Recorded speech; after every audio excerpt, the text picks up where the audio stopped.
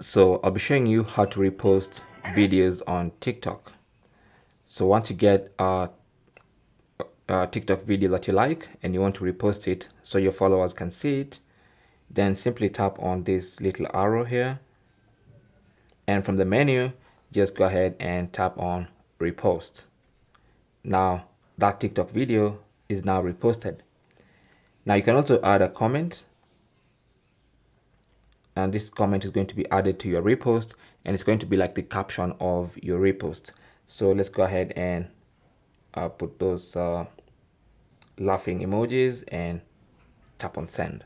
Okay, now you can see all your reposts by going to profile and then tap on the reposts icon at the top here, this one right here, and this is all your reposts. And here's the latest repost that we made together with our emojis. Thanks for watching.